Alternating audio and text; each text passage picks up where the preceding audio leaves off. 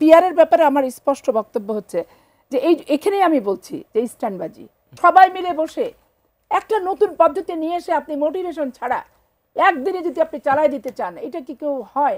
ব্যবসায়ীদের যেমন আমরা দিলে দেখি ব্যবসা করে তারা, আর আঙুল ফুলে কলা গাছ করে, রাজনীতিতে তারা বিলাসী হয়ে থাকে, ভোটারদের কোনো খোঁজ খবর তালাশ করে না।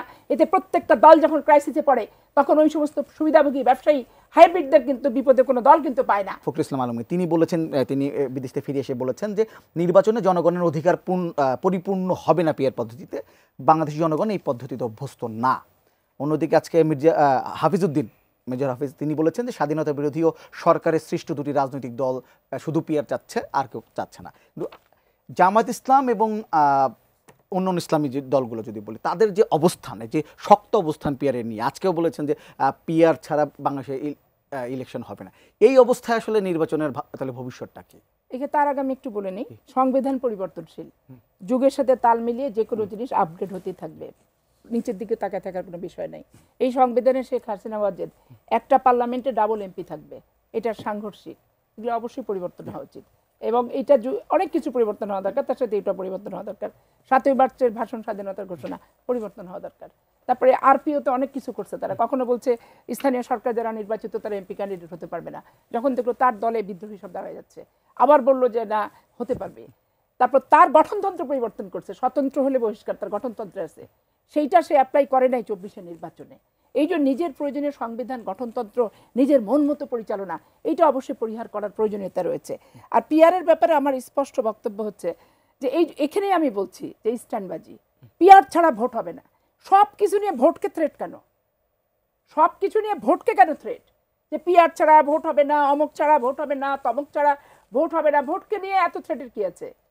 সবাই মিলে, সবাই তো বিজ্ঞ, যারা যায় সব দলীয় প্রধান, কিন্তু তারা প্রত্যেকটা দল নেতৃত্ব দেয় এবং তারা প্রাধান্য দেশে দলের তাদের বক্তব্যকে। তাহলে সবাই মিলে বসে একটা নতুন পদ্ধতি নিয়ে এসে আপনি মোটিভেশন ছাড়া একদিনে যদি আপনি চালাই দিতে চান, এটা কি কেউ হয়? না এটা কি কেউ মানে? বলেন। এখন এই যে পার্লামেন্টের আসনের উপর পিয়ার, সেটা নাহলে একরকম হয়, মহিলা এমপিদের যেমন আসন পার্লামেন্টে যার যেমন সেইভাবে সংরক্ষিত আসনে মহিলা এমপি বরাদ্দ দিত, সেই ক্ষেত্রে আপনি একটা ব্যাপার। কিন্তু আপনি গোটা বাংলাদেশের ভোট কুড়ায় বাড়ায় নিয়ে, এখানে দুইটা বিষয়, আমার নেতাকে, আমার প্রতিনিধিকে নির্বাচিত, আমি কাকে ভোট দিলাম, ভোটারও প্রতিনিধিকে চিনছে না, আর প্রতিনিধিরও কোনো ভোটার নাই, এলাকা নাই, ভোটারের প্রতি কোনো দায়িত্ববোধ নাই, এরকম কিন্তু হয় না। কারণ ব্যবসায়ীদের যেমন আমরা দিলে দেখি ব্যবসা করে তারা, আর আঙুল ফুলে কলা গাছ করে, রাজনীতিতে তারা বিলাসী হয়ে থাকে, ভোটারদের কোনো খোঁজ খবর তালাশ করে না। এতে প্রত্যেকটা দল যখন ক্রাইসিসে পড়ে তখন ওই সমস্ত সুবিধাভোগী ব্যবসায়ী হাইব্রিডদের কিন্তু বিপদে কোনো দল কিন্তু পায় না। এটা 1-11 থেকে শুরু করে অদ্যাবধি এটাই কিন্তু প্রমাণিত হয়ে গেল। এখন পিয়ার নিয়ে স্পষ্টভাবে এই ভোটকে হুমকি দিয়ে লাভ নাই, ভোটকে থ্রেট দিয়ে লাভ নাই।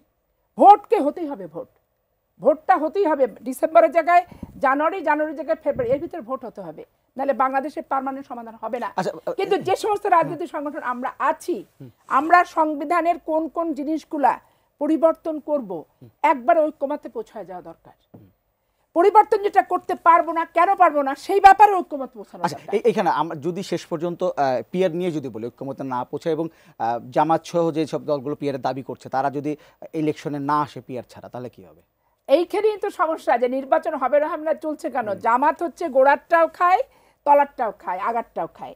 এরা পিয়ারও নেবে, আবার বলছে বাংলাদেশের রাষ্ট্রীয় ক্ষমতায় চলে যাবে, আবার বলছে দেরিতে নির্বাচন হলে তারা এই অন্তর্বর্তীকালীন সরকারকে নিয়ে একটু সুন্দরভাবে ফোকাস থাকতে পারে, নির্বাচিত সরকার চলে আসলে ফোকাসটা একটু কমে যাবে।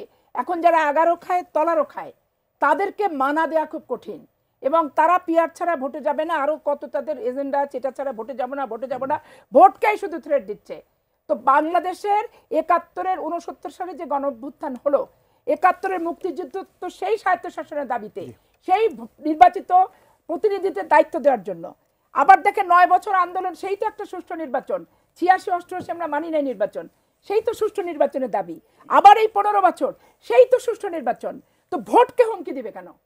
ভোট যত স্মুথলি, যত সুন্দর, যত নিরপেক্ষ, যত জামাত ইসলামের মাথায় ঘেরু বুদ্ধি আছে, নিরপেক্ষ সুষ্ঠু সুন্দর ভোট হওয়ার জন্য তারা পরামর্শ দিবে সবাইকে। কিন্তু এইটা হলে ভোট বন্ধ, সেটা হলে ভোট বন্ধ, এই শিখণ্ডি খাড়ো করাটা ব্যক্তি স্বার্থ চরিতার্থের একটা শিখণ্ডি মনে করে দেশের মানুষ।